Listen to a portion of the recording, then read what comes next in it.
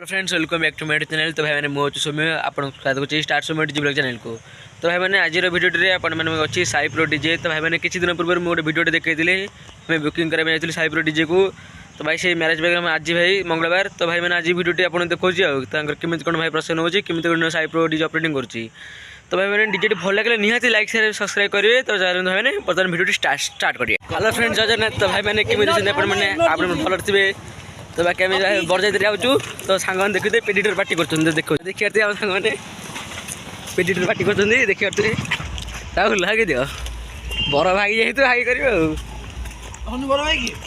आम आकाश आकाश सांग तो सब आमर देखो पेडिटर देखे दूसरी लकी हाई कह पेडिटर देखी पारे आग ना आग ना हाई कह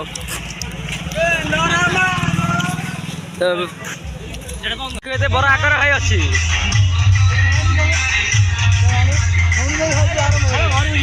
डीजे